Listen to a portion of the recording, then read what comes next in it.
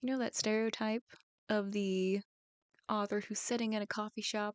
They got their little tweed jacket on, they've got their makeup done, their hair is all swooshed back, and they're just typing away at their little typewriter, typing their next great American novel. That's not true. I don't believe that for a second, because this is what I look like after a day of writing, okay? My hair is clean. It's not combed. I threw it back. I'm not wearing makeup. This is what you get. This is what I look like 90% of the time. And I think that's what most writers look like 90% of the time when they're writing. I don't get ready to go write. If I was a writer, full-time writer, right? I would look like this all the time. Like, my hours would be so screwed up. I'd be going to bed at like 4 a.m. I know this because every time I have like a break where all I can do is write, my hours get screwed up every single time.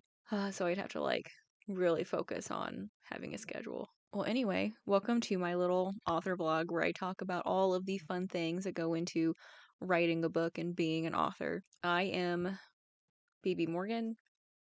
I had a whole spiel written out and ready to go. And I think I did it for like two of these, and then I don't know what it is. Hold on. I am BB Morgan, also Beatrice B. Morgan. I write fantasy, a little bit of romantasy, mostly romantic fantasy. As I've discovered this year, I need plot. I need the plot with the romantic that supplements the plot. If it's just all romance and spice, I am not interested. I get bored. Like, oh, they're having sex again. Oh, I write a little bit of horror. I'm dabbling in horror, but I will get into that here in a minute when I do my update on what I've done writing wise the past week. And I wanted to do like just this little quick vlog series, just updating what I've done that week. To help me to help me stay on track. There we go. And also to kind of demystify this whole being an author, writing a book process, because it's not glamorous. Okay? Like, there are some glamorous bits to it, but no, 90% of the time we are hunched over a little keyboard, little pterodactyl hand, just that's the sound of keyboards. That's the keyboard sound. When you type really fast, it just sounds like hail. Especially if you have a mechanical keyboard. Last time I did one of these, I was focusing on this words today, man. High fantasy quartet that I've had sitting on my computer for a long time. It's a little like Prince and the Pauper, Princess and the Pauper, Pauperess, whatever. But I was working on that. I was going back through it. I went through book 1 and book 2 really fast because they're actually pretty solid. Book 3 needed a little bit of work, and I did several revisions on it last year. And I'm in the process of just going back through it and doing a read-through to make sure that the changes that I made were good, and I think they are. I haven't gotten to that point yet for reasons I am about to explain. And I also went through book 4 because book 4 wasn't finished. It was half finished, and then the second half of the book was in rough draft stage, with the third act being basically a list of bullet points. But I did that. I went through book 4. It took the majority of November and December to go through book 3 and book 4, which granted, 2 months for 2 books, that's pretty good. But book 4, it's now done.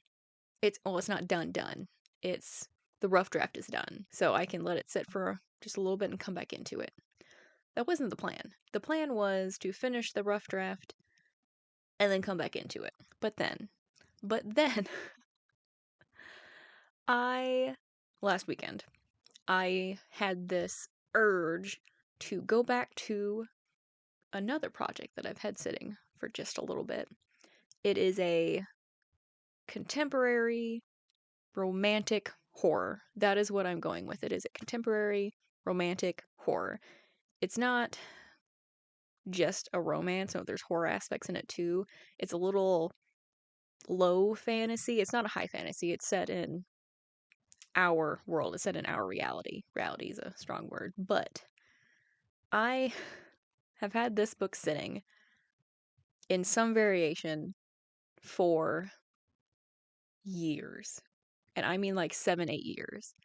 It has been the bane of my existence for a very long time. And I have struggled with the premise. I have struggled with character motivation. I have struggled with, do I want it to be contemporary? Do I want to set it in like a fantasy world? Do I want to set it in a gas lamp world? one of the iterations was this kind of idea similar to V.E. Schwab's Darker Magic series, where you have worlds stacked on top of each other and there's like one point that kind of they all connect to. And I was like, this house in this story can be that connecting point. And there's like the steampunk version of the world where like all the characters from like the first world are also in that one. Like they have like alternate versions of themselves. And then there's like this one world where something has very clearly gone wrong and everyone's dead. I just don't think I am a good enough writer to take that chunky premise and run with it. It was too much. I kept getting distracted. The contemporary bits felt like a cheesy rom-com from the Hallmark Channel. The steampunk version, the steampunk chapters, I mean, were really good and I really liked those. Those were my favorites. Those bits, the Gaslight Fantasy bits, I took out and they became an entirely different story. A dark academic, low fantasy, gaslight fantasy, dark academia, romantic horror. Completely separate. And then I left all the bits of the contemporary, put them aside, and I just let them sit. Because I'm like, I don't know what to do with this. I've tried to write this story several times. It never works out. Maybe the story's just not for me. And over the course of the past several years, I have every once in a while come back to it and just tried to reassemble the story into something. And it has been a very, very, very, very long process of me tiptoeing into this story and this world of these characters. And finally, after however many years, I think I've got it. Last weekend, I read through the first several chapters, which are really solid. Like the first 10 chapters of this story are actually really good. I was impressed. I'm like, oh, I wrote this? Wow.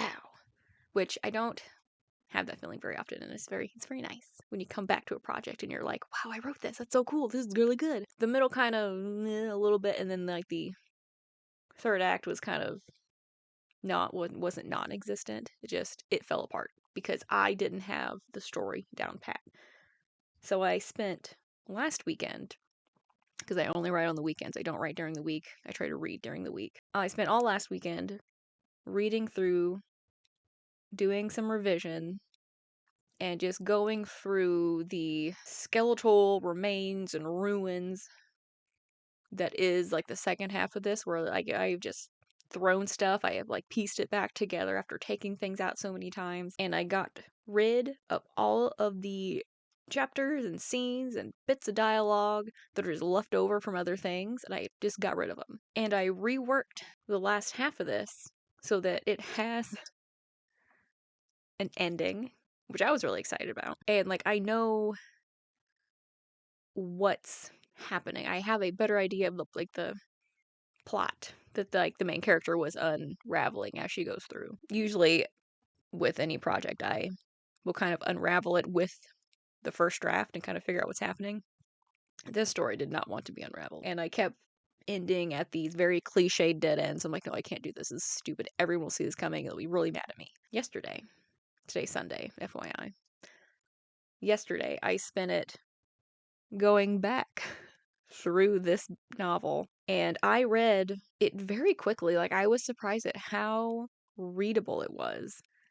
And I got to that point where, okay, now the first draft ends, and now I have to take this rough draft and turn it into something else. I got through the last half of this book. I have straightened up the outline. It is now at a point where I can sit down and all I have to do is just write out what happens. Or I know what happens. I just have to write out like the chapters and the scenes. And I went to bed last night feeling really good about this book. It's hard for me to put into words and convey how much just dismay and frustration this book has caused me over the past however many years I've had it.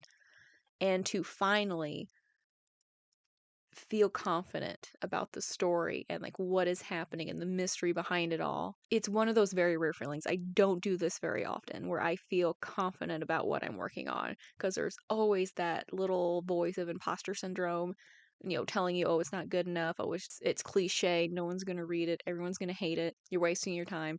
I felt really good about this book, and I still feel really good about it. I haven't written anything today. I've been doing other things that need to happen, like bills and get my stuff ready for classes. I'm not a student. I am teaching a class, just to clarify.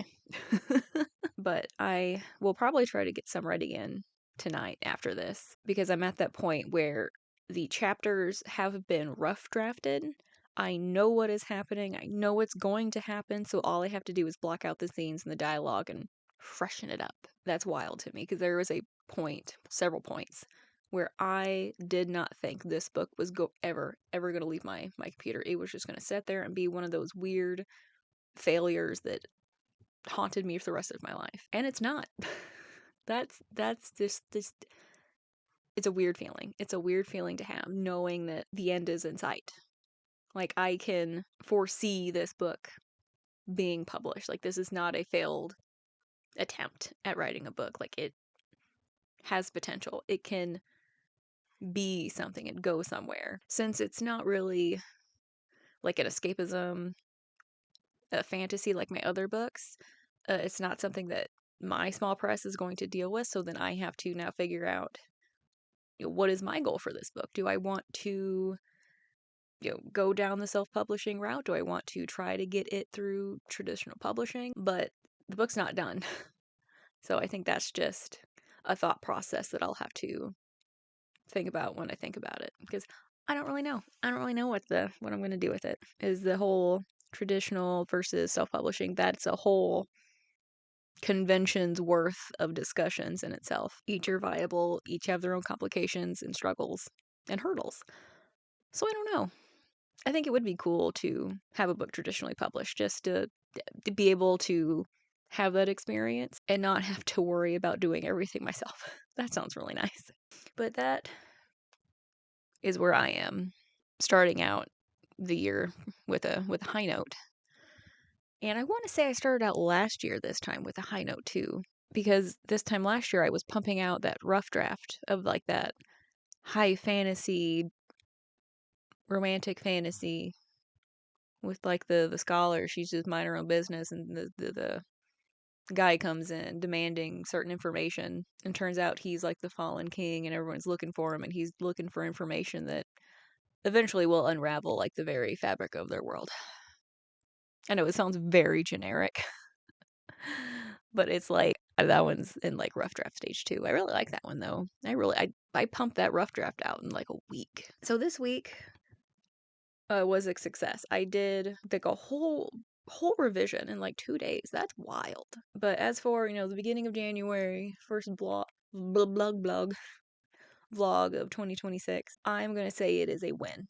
It has been successful. I have won this week. That probably means that it's all downhill from here. Unless I do like that weird thing where like the first half of the year I am just on fire when it comes to like writing. I want to say it was last spring, like the end of winter, the beginning of spring, where I pumped out like 3 rough drafts, like back to back. And then I could not rough draft for the rest of the year. We'll find out. Stay tuned to see how that goes. I do feel like I like spring more, because like winter, it's dark, it's cold. In spring, everything's blooming. Food for thought. We'll find out. Stay tuned to see if next week is also a win or if it's a failure. If you want to stay tuned for more little tidbits of me being a writer and what goes into being a writer and all the thoughts that I have during the week that I can remember when I do one of these, stay tuned. I'll be here.